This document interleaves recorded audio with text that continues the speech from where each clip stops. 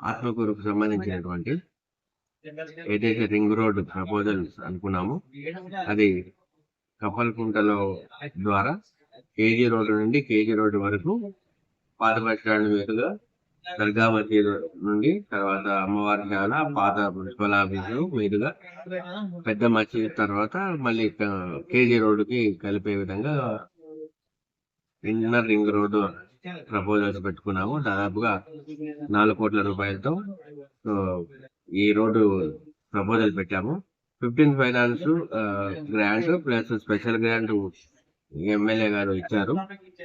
ఈ 4.5 కోట్లతో ఈ ఇన్నర్ రింగ్ రోడ్డుని కంప్లీట్ చేయడానికి సన్నాహాలు జరుగుతున్నాయి. ఇందులో దాదాపు 7 మీటర్లు వెడల్పుతోను డ్రైన్ కూడా వస్తుంది, రోడ్డు కూడా వస్తుంది.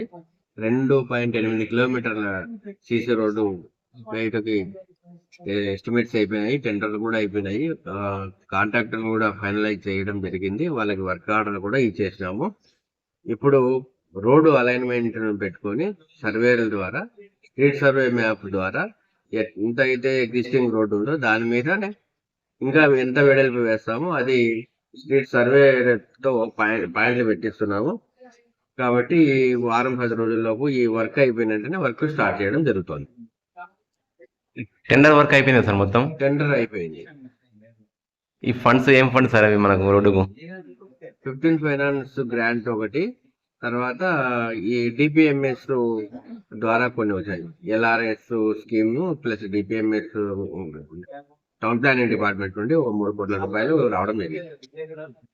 ఈ ప్రజల నుండి ఏమైనా ప్రజాభిప్రాయం తీసుకున్నారా సార్? ఏమైనా ప్రజాభిప్రాయం తీసుకున్నాము, చాలా బాగుంది అన్న.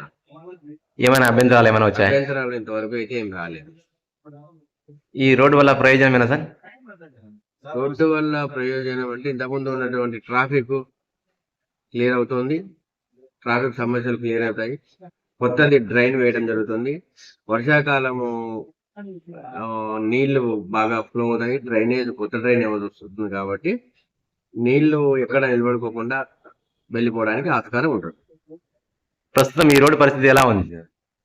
చాలా ఇరుకుగా ఉంది. దాదాపుగా ఒక రోడ్డు వేసి కూడా దాదాపు 20 సంవత్సరాలు అయిపోయినట్టుంది. ఎంక్రోచ్మెంట్స్ తీసిన తర్వాత ప్రజలు గ్రాడ్యువల్ గా చాలా హ్యాపీగా ఫీల్ అవుతున్నారు. రోడ్లు వెడల్పోయినాయి, రోడ్డు వేసి ఇంకా కొత్త రోడ్డు వేస్తే ఇంకా హ్యాపీగా ఫీల్ అవుతారు. కొత్త డ్రైన్లు వస్తాయి. రేపు పొద్దున వచ్చే వర్షాకాలంలో నీళ్లు నిలబడుకోకుండా హ్యాపీగా ట్రాఫిక్ ఉంటే ప్రజలు ఇంకా సౌకర్యవంతంగా ఉంటారని భావిస్తున్నాం. ఈ రోడ్డు వేయడం వల్ల ఏమైనా డెవలప్మెంట్ అవుతుందా సార్? చాలా బాగా డెవలప్ అవుతుంది. ఎలా సార్? ఎలా అంటే ట్రాఫిక్ సమస్యలు వెళ్ళిపోయిన తర్వాత అక్కడ వచ్చే ప్రజలు నిలబడడానికి అవకాశం ఉంటుంది, వాళ్ళ వెహికల్ పార్కింగ్ కూడా అవకాశం ఉంటుంది. కాబట్టి గ్రాడ్యువల్ గా బిజినెస్ పెరుగుతోంది. ఇంతకు ముందు అయితే రోడ్డును ఆనుకొని షాపులు ఉండేవి, రోడ్డు ఆనుకొని షాపులు ఉన్నాయి కాబట్టి వాళ్ళు వచ్చే వాళ్ళు పార్కింగ్ కూడా స్థలాలు లేకపోయేది. ఇప్పుడు మనం రోడ్డు ఎంకరేజ్మెంట్స్ అని తీయడం వల్ల పార్కింగ్ ఉంది, పార్కింగ్ ఉండడం వల్ల పబ్లిక్ ఎక్కువ వస్తుంది, వెహికల్స్ ఎక్కువ నిలబడతాయి. వెహికల్ కూడా పాసింగ్ ఒకదాని ద్వారా ఒక రోడ్డు ఎటువైపు వెళ్లే వాళ్ళు అటుపక్క వెళ్ళిపోతుంటారు కాబట్టి 2 పక్కల పాసింగ్ ఉంటుంది, ప్లస్ పార్కింగ్ ఉంటుంది. దానివల్ల ప్రజల మూవ్మెంట్ ఎక్కువ ఉంటుంది కాబట్టి బిజినెస్ కూడా ఎక్కువ పెరగడానికి అవకాశం ఉంటుంది. ప్రజల నుండి ఏమైనా అభ్యంతరాలు వెలువడుతున్నాయి? ఏమి ఇంతవరకు అభ్యంతరాలు అనేవి రాలేదు. చాలా హ్యాపీగా ఉన్నారు జనాలు. అయితే ప్రజలు చాలా హ్యాపీగా ఫీల్ అవుతున్నారు రోడ్లు కొత్త డ్రైన్లు వేస్తున్నందువల్ల. రోడ్డు వేసే సమయంలో ఎవరైనా ఆక్రమణ గుర్తిస్తే మీరు ఎలాంటి చర్యలు తీసుకుంటారు?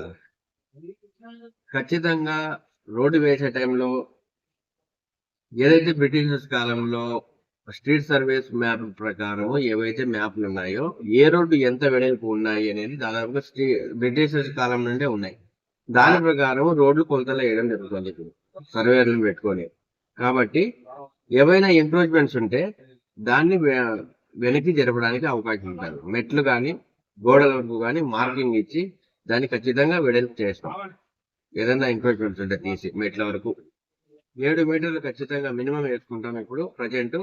తర్వాత భవిష్యత్తులో ఈ మాస్టర్ ప్లాన్ అప్రూవల్ అయిన తర్వాత అది ప్రపోజల్ పెట్టినది 60 ఫీట్ రోడ్డు పెట్టాం.